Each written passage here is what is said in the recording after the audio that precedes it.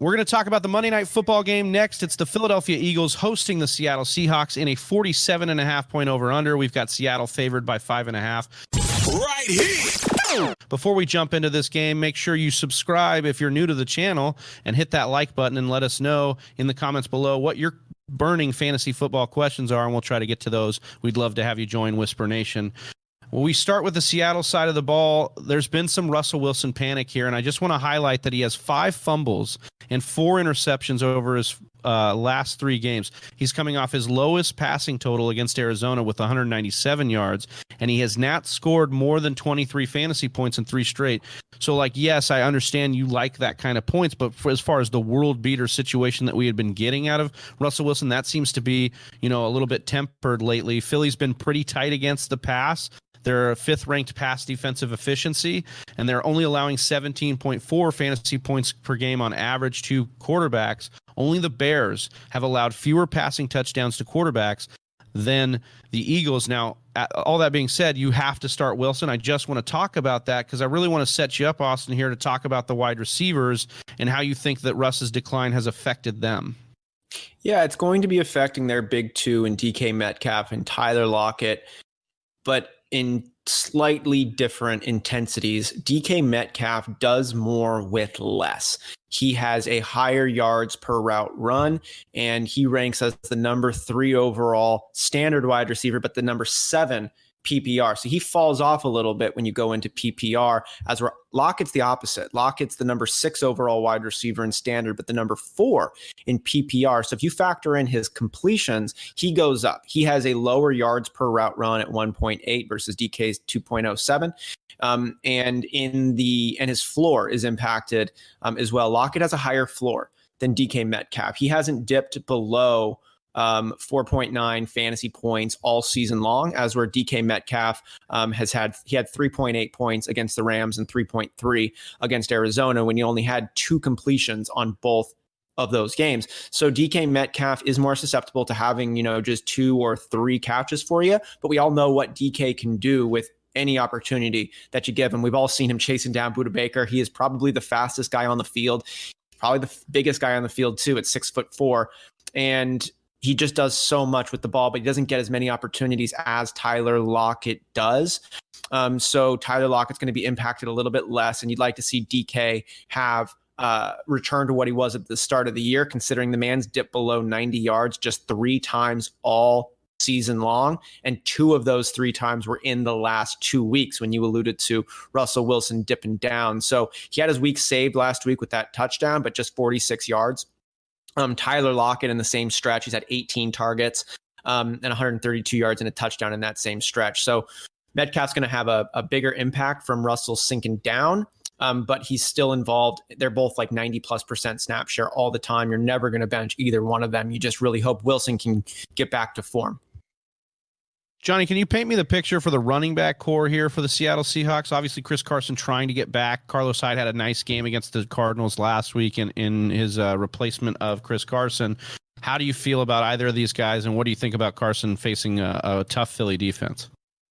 It's going to be more of an RB2 this week. Philadelphia is a little bit tough against the run, 12th fewest fantasy points, 2 opposing running backs. But I do think that, Carson or Hyde, whoever gets in there, is an RB2 or flex play for you. 68% of the snaps Hyde saw last week after the injury, 17 total touches, even with the other running back sprinkling in for a change of pace. So I think that either one of these guys are options for you this week. If Carson is active, obviously you're not going to start Hyde, but if no active Carson, then just roll with Hyde.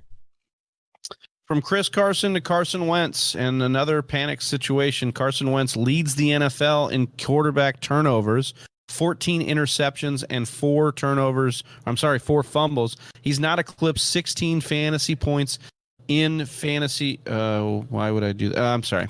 He has not eclipsed 16 fantasy points in the 3 straight games, but guys, he's got the second best matchup for quarterbacks in fantasy football right now.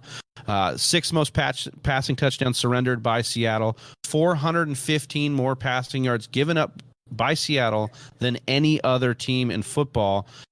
So there's probably not a more stressful streamer this week, but I think that you can stream Carson Wentz I will die, I guess, on this sword. But I think I have to play the matchup with Wentz. It's a primetime game. They need it just as bad as probably Seattle needs to probably get it done. I think it'll be a good game, and I think Wentz will show up for this one, or at least I'm hoping so. Austin, for the pass catchers, specifically in the wide receiving room, how are you feeling if this is such a great matchup that we've talked about on paper? Can you be confident in any of those guys in that pass catcher room? Before we jump into that, Travis, a little shout out there for your Wheel of Fortune before and after segue. Chris Carson Wentz. Yeah. That was elite, brother. Well done. Love that. I need to get on there with Pat Sajak, I guess. There you go.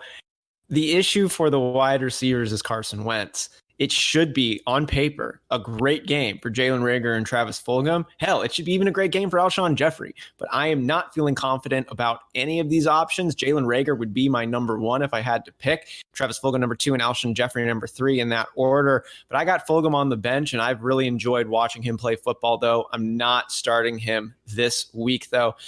Reagor and Travis Fulgham deserved the majority of our conversation here, where both has seen 90+% snap share long as they've been healthy over this recent stretch of games after they kind of had their metamorphosis into the post Zach Ertz era, which he could be coming back. We'll talk about there, but it doesn't really seem to matter that much. Reagor's had 90% snap share the last 2 weeks and had 12 total targets, caught 8 of those passes, and averaging 49 yards per game. He'd be my recommended start. Fulgham has seen good opportunity, led the team in targets, 90+% snap share, but that completion percentage is just awful. In that same 2-week stretch, 2 for 12, 16 yards, 8 yards in each of the last 2 games. I know Seattle gives up the most points to wide receivers, but it's still got to be a completed pass from Carson Wentz. And that looks like it should be a lot more difficult right now than it should be. I want to give a vote of confidence as well, though, for Dallas Goddard. I don't want to stop at the pass catchers just yet, because I think he's had right now. I think he's poised for a good game, having back-to-back games with 6 targets, 93% or more of the snaps. He paced the Eagles last week in targets, 6 catches, 5, and yards, 77. He also scored a touchdown. I know this isn't the best matchup on paper. That's because a lot of people get it done with their wide receivers against Seattle. But I do think that Dallas Goedert's a guy that can get it done through the seams here for Philadelphia. Johnny, bring us home here with Miles Sanders and where your confidence level is with him against this Seattle defense. You're putting him in your lineup if you got him. He's an RB2, maybe not the RB1 upside this week that you would have hoped for. Seattle, actually, middle of the road. They are a pass funnel team, so they don't allow a lot of big games on the ground. But Miles Sanders, back-to-back games with 20-plus touches, so you're going to go with the volume here. With that being said, there could be Boston Scott or Jordan Howard sightings, a change of pace, but other than the random touchdowns that they score, they're not consistent at all, and they shouldn't concern you too much. So I wouldn't be putting them in your lineup, but Miles Sanders, I would be putting in your lineup this week. Well, that does it for us this week on the Week 12 matchup preview show. If you guys are new to the channel, make sure you hit subscribe and comment below. Follow us on all social media platforms. For Johnny Game Time Hicks, for Austin Sear, I am Big Travie, and we are the Fantasy Whisperers, and we're out. Peace. Peace. Hey, you made it to the end of the video. If you like what you saw, go ahead and click subscribe. And if you want to watch more fantasy football content, check out one of these videos.